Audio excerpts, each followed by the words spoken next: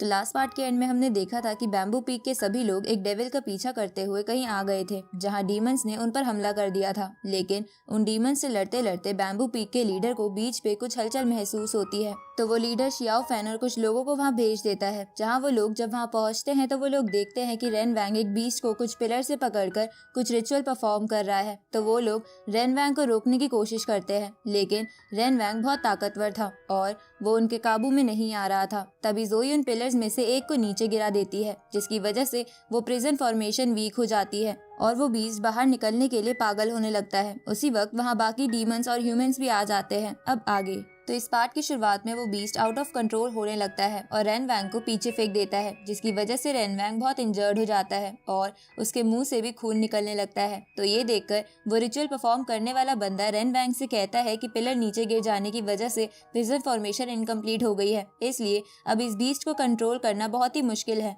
इधर वो बीस्ट जोई को देखकर उसे मारने के लिए प्रिजन को तोड़कर उसके पास आने की कोशिश करता है, पर तभी शियाओ फैन जोई को बचाने के लिए उसके सामने आ जाता है और चारों ओर एक शील्ड बना देता है। लेकिन वो बीस्ट इतना ताकतवर था कि वो उस फॉर्मेशन के अंदर से ही शील्ड को तोड़कर शियाओ फैन को पीछे फेंक देता है। तो ये सब देखकर बियाओ को शियाओ फैन की चिंता होती है। इधर शियाओ फैन की स्टिक से रेड फ्लेम्स निकलने लगती है, जिसकी वजह से वो भी स्टिक के साथ हवा में उड़ने लगता है। तभी वो स्टिक उस बीस्ट के ब्लड को एब्जॉर्ब करने लगती है, जिसकी वजह से बीस्ट को बहुत दर्द होता है। इस तरफ जब सभी लोग उस स्टिक को ब्लड एब्जॉर्ब करते देखते हैं तो वो लोग समझ जाते हैं कि उस स्टिक के अंदर हिजन डीमन का ब्लड डिवोरिंग पर्ल है। इधर वो बीस्ट शियाओ फैन पर अटैक करता है, तो शियाओ फैन उसे शील्ड बनाकर रोकने लगता है। तभी शियाओ फैन को याद आता है कि जो पोयम उसने हिजन की केव में देखी थी वो असल में एक पावरफुल फॉर्मेशन के इंस्ट्रक्शंस थे। तो अब शियाओ फैन उस पोयम को याद करते हुए वो फॉर्मेशन बना लेता है ताकि वो उसमें बीस्ट को कैद कर सके। इधर तियानियन टेम्पल के मॉन्क उस फॉर्मेशन को देखकर चौंक गए थे, क्योंकि वो ग्रेट ब्रह्मा प्रज्ञ फॉर्मेशन थी जो बुद्धा की टीचिंग के अंदर आती थी। इसलिए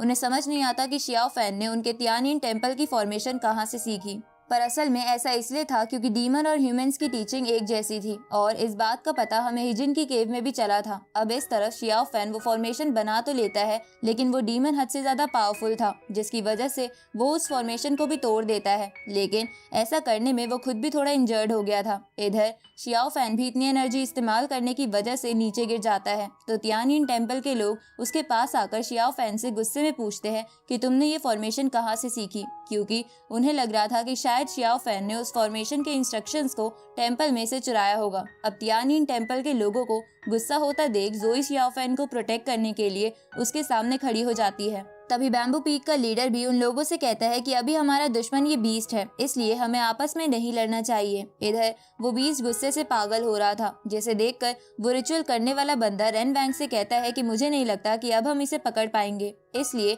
हमें यहाँ से चलना चाहिए। पर रेन वैंग उस बीस्ट को पकड़ने का डिसीजन बना चुका था। तो ये देखकर वो रिचुअल करने वाला बंदा रेन वैंग से कहता है कि आप ऐसा करने की मत सोचो, क्योंकि इस काम में आपकी जान भी जा सकती है। जिस पर रेन वैंग कहता है कि अगर डीमंस को ताकतवर बनाने में मेरी जान भी चली जाए तब भी मुझे कोई फर्क नहीं पड़ता। इसके बाद रेन वैंग उस बीस्ट से लड़ने चला जाता है। इधर बाकी डीमंस भी ह्यूमंस पर हमला कर देते हैं ताकि वो लोग रेन वैंग और बीस्ट के बीच में ना आए। तभी घोस्ट किंग सेक्ट वाला बंदा बैम्बू पीक के लीडर पर हावी होते हुए उसे कहता है कि पूरे किंग यून सेक्ट में बस तुम्हारा मास्टर मेरी टक्कर ले सकता है, तुम सब तो बेकार हो। ये सुनकर बैम्बू पीक का लीडर गुस्से में उसकी तरफ बढ़ने लगता है, पर वो बंदा उस लीडर को पीछे फेंक देता है। इस तरफ बाकी ह्यूमंस भी डीमन से लड़ रहे थे, जहां सॉन्ग सबसे अच्छा परफॉर्म कर रहा था। इधर शियाओ फैन को नीचे गिरा हुआ देखकर बियाओ उसके पास जाने की कोशिश करती है, पर जोई बीच में आकर उसे रोकने लगती है, क्योंकि उसे लग रहा था कि बियाओ डीमन होने की वजह से शियाओ फैन को नुकसान पहुंचाना चाहती है। इधर नियान को कई स्टूडेंट्स घेर लेते हैं, पर वो उन सब से बच जाता है। दूसरी तरफ जिन्यू और रोजी भी काफी सारे डीमंस को जल्दी जल्दी खत्म कर रहे थे। इस तरफ रेन वैंग उस नीचे गिरे हुए पिलर को फिर से ठीक करने में कामयाब हो जाता है, जिसके बाद वो एक वेसल में अपना ब्लड सेक्रीफाइस करके उस बीस्ट को भी पकड़ लेता है और जोर जोर से हंसने लगता है। तो सभी ह्यूमंस उस जगह से तुरंत ही निकल जाते हैं, क्योंकि अब वो कुछ नहीं कर सकते थे। आगे हम ड्रैगन और बैम्बू पीक के लीडर को देखते हैं, जहाँ ड्रैगन पीक का लीडर बैम्बू पीक के लीडर से कहता है कि मैंने तुम्हें पहले ही कहा था कि शियाओ फैन डीमन से मिला हुआ है, इसलिए उसकी स्टिक में हिजन का पर्ल लगा हुआ है, तो हमें शियाओ फैन को मार देना चाहिए ताकि आगे चलकर वो हमारे लिए खतरा ना बने। पर इस बात से बैम्बू पीक का लीडर बहुत ज्यादा गुस्सा हो जाता है। उसी वक्त वहाँ तियानियन टेम्पल के मॉन्क्स भी आ जाते हैं, जिनमें से एक बहुत ज्यादा गुस्से में था, इसलिए वो बैम्बू पीक के लीडर से कहता है कि जल्दी से शियाओ फैन को हमारे हवाले कर दो, क्योंकि हम जानना चाहते हैं कि उसे हमारे टेंपल की स्पेशल फॉर्मेशन बनानी कैसे आई। ये सुनकर वो लीडर उन दोनों से कहता है कि शियाओ फैन मेरा स्टूडेंट है, इसलिए मैं ये पहले पता लगाऊंगा कि शियाओ फैन सच में गुनहगार है या नहीं। साथ ही वहाँ खड़ा वो मैसेंजर भी उन मॉन्क्स को समझाता है कि हम पहले ये बात अपने मास्टर से डिस्कस करना चाहते हैं। ये सुनकर वो शांत वाला मॉन्क उस गुस्से वाले मॉन्क को वहाँ से ले जाता है, जिनके जाने के बाद dragon peak leader bamboo peak leader से बोलता है कि जब तक कुछ फैसला नहीं हो जाता तब तक शियाओ फैन की स्टिक मेरे पास ही रहेगी, क्योंकि मैं किंग यून सेक्ट का लॉ इन्फोर्सर हूँ। तो ये सुनकर बैम्बू पीक लीडर वहाँ से चला जाता है। आगे हम छोटे शियाओ फैन को देखते हैं, जहाँ छोटा जिन्यू उसका गला दबाने की कोशिश करता है, पर असल में ये एक सपना था और शियाओ फैन इस सपने से बाहर आ जाता है और देखता है कि उसके पास बस जिन्यू बैठा है और वो लोग कहीं और आ गए हैं। तो जिन्यू उसे बताता है कि तुम 3 दिन से बेहोश थे, इसलिए हम माउंट ल्यूबो से निकलकर चांगी सिटी के एक होटल में आ गए हैं। इसके बाद जिन्यू शियाओ फैन से पूछता है कि तुम्हें क्या हो गया है, तुम ऐसे बिहेव क्यों करते रहते हो। पर शियाओ फैन उसे कुछ नहीं बताता, क्योंकि उसे खुद भी अभी कुछ समझ नहीं आ रहा था। तभी वहाँ ड्रैगन पीक का लीडर आ जाता है और शियाओ फैन को पकड़कर वहाँ से ले जाने लगता है। साथ ही किंग यून सेक्ट के बाकी सभी लोग भी उस होटल से चले जाते हैं, क्योंकि सेक्ट मास्टर ने शियाओ फैन को पूछताछ के लिए बुलाया था। इधर